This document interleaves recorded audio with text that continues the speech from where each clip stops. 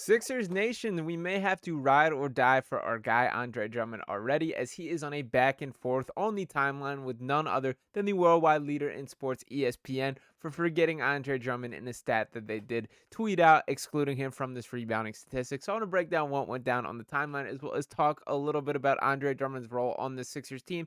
Well, I do think he has been an addition that has gone under the radar for this team. So I know it is the dead of the offseason, but do want to talk about it as much as I possibly can. And shout out to Andre Drummond for stirring up the pot and getting things going. So want to dive into the initial what went down and start off with this here. We do have a statistic tweeted out by SportsCenter specifically that's saying that Andre Drummond calling him out for not getting the recognition for being one of the players for accomplishing back-to-back 20-point rebound games in his career. This did shout out Angel Reese for recently doing it, which was one of the periods of time or why this came up, why this was relevant at this point in time. So Andre Drummond calling them out as he rightfully should, with a little eye emoji saying that you're forgetting someone with a cough, cough. Now, SportsCenter going right back at him did acknowledge and said, "Our bad, Andre," and there were the receipts right in the comments with some clear evidence that he had done this. Andre Drummond, truly one of the greatest rebounders of all time, and certainly in the current sport of basketball. And Andre buzzing right back saying, "Now do the right thing, no Spike Lee." Now, I'm not going to give the full context of the Spike Lee movie here. It was one I definitely recommend checking out with some pretty heavy topics there, so I would do it some injustice trying to sum it up in this. But honestly, he's making the point of it is on SportsCenter to do the right thing, which they ultimately did, and delete the tweet. And then it all is good in the end as they hit him with another "our bad, Andre," and I still love you guys. So overall, nothing too serious here, but it is, I think, a little bit of a moment that should be recognized for Andre Drummond, going a little bit underrated in the conversation of how talented he is. This is a guy that has made an all-star game, that he really has cemented himself in a role as a player that at this point in time is very clearly a backup center, one of the better backup centers in the league, arguably the best backup center in the league. But there was a point in time where he was that dude, and he is still that high level rebounder. Now, to dive into some of these rebounding stats specifically, I do want to make sure I do Andre the justice here.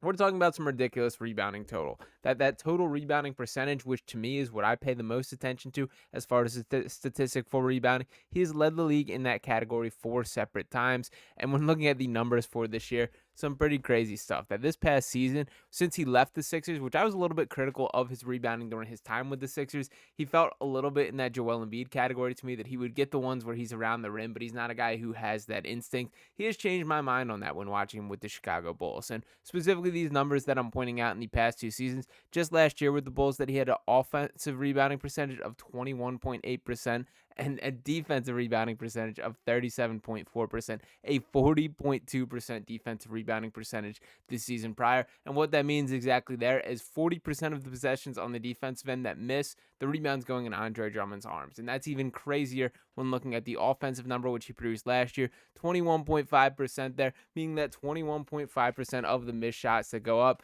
are coming right back down with Andre Drummond there. And I don't want to get lost how important that is to the Sixers team, and really the context of how essential a real deal backup center is. That just last season with the Bulls, Andre Drummond, 8.4 points per game, 9 rebounds, 1 steal or 1 turnover right there.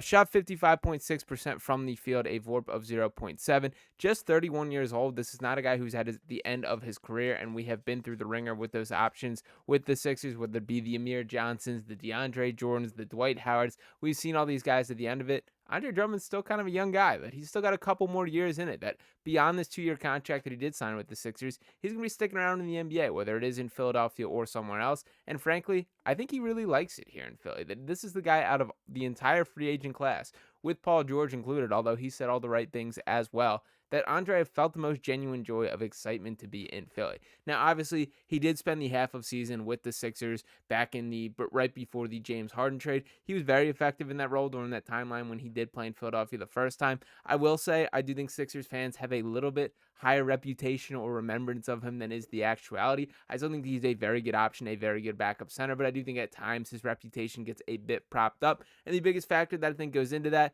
is we did not have to go through the postseason battle with Andre Drummond. That was at the trade deadline edition. That, of course, once again, being a part of that deal, that was the Ben Simmons for James Harden deal. Andre Drummond being a piece that was sent to the Brooklyn Nets there. And ultimately, when we really talk about the downfalls of the backup center options on this Sixers team, it does come in the playoffs. That we've seen these historic on-off splits for Joel Embiid when he is playing. And we know that Joel is a guy who is still going to carry the load for this Sixers team. That we know statistically how dominant he is and what he brings. But Andre Drummond's going to be a guy that I think opens the door for giving Joel a better chance to stay healthy throughout an entire playoff run. That when you have a guy like Andre Drummond, you can rely on him to innings and fill in for games in moments where you can have Joel rest up. Make sure he's doing his best to make sure his body's ready when the moments matter most. That to me is really the biggest key heading into the season is there's got to be a concrete plan in place because there's now the players to be executing this strategy of ensuring that Joel Embiid is healthy. That I don't need Joel Embiid scoring 70 points against the Spurs in a random November night. I don't need Joel Embiid playing the second night of a back-to-back because he's feeling sore from the day before. Every decision that should be made from the Sixers team should be based on what is the best route to having a healthy playoff run with Joel, and I do think Andre Drummond is a part of that. Now, to look at the depth chart as a whole, I don't want to get lost that I feel like the noise of the offseason was very clearly and rightfully so Paul George, and we understand why that is the case there. We understand what this guy brings to the table from a statistical standpoint there. He's very clearly the third star that they are looking at, that link between Tyrese Maxey and Joel Embiid there. But beyond that, there's a lot of other notable additions on this team. Andre Drummond is a guy that I think is going to be a very significant role player on the Sixers team, a guy that we will feel his presence on just about a night-to-night basis, and certainly the games in which Joel Embiid does not play.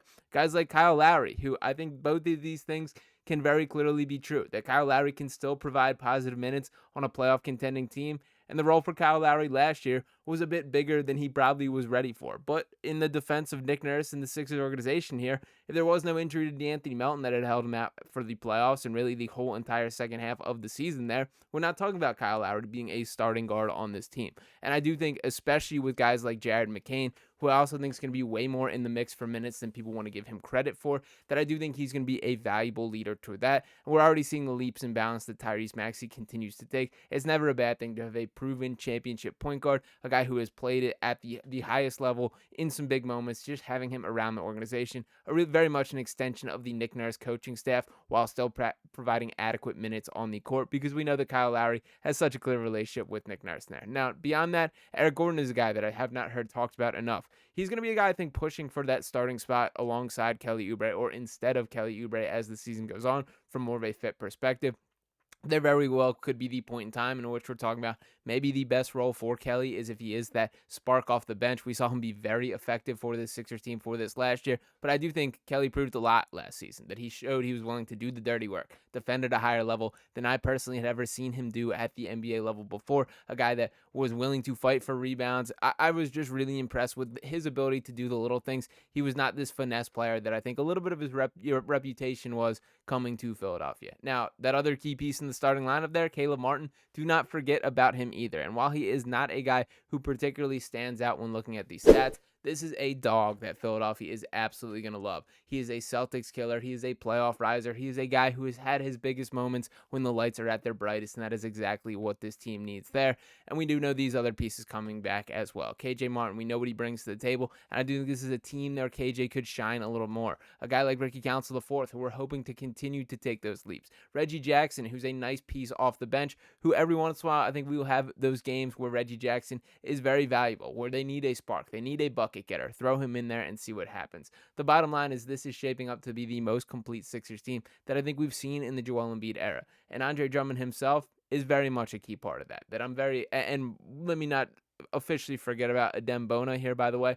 The second round pick, who I do think in the long run is going to be an incredible addition to this team. Already a guy who's making himself very comfortable in Philadelphia. He's hopping on the Phillies broadcast. He's talking to people in the street. It's very cool that he seems to have a really good head on his shoulders. And he had an awesome moment while on that Phillies broadcast where he was asked about the atmosphere of the stadium. And John Kruk says to him, "Are you ready for this?" And Adem Bona goes, "I'm built for this." And I loved every bit of that. So very excited. And in those same moments where Joel Embiid is not going to be suiting up for games, we're probably looking at Bona to be that backup center for those nights. So that is a guy that I do think will be relevant to the Sixers team as well. The bottom line is this was not selling our soul for this 3-star plan. This was not just a team constructed around Tyrese Maxey, Joel Embiid, and Paul George. There's a lot of pieces that are going to be very important down the stretch, and this is the most complete and highest level team that we've seen in the Joel Embiid era. I know there's a lot of pressure heading into the season, but this team very well could be built for it as well. So shout out to Andre Drummond for sticking up for himself on the timeline. Sports Center, you better get it right next time, because he is the high-level rebounder that he claims to be, a guy who has openly declared himself the greatest rebounder of all time. I don't know if I'm quite there with Andre just yet, but do think he deserves a little more respect on his name than he gets there. So let me know if you guys agree with me in the comments, and any other thoughts that you have below. We'd love to hear your thoughts on what you need to see more from the channel throughout this dead period. I cannot wait till Sixers basketball comes back, but we still got a long stretch until that point. So appreciate each and every one of you guys tuning in. Make sure you're dropping a like on this video, subscribe to the channel if you have not already, and I'll be talking with you next time right here on Sixers Digest. Peace.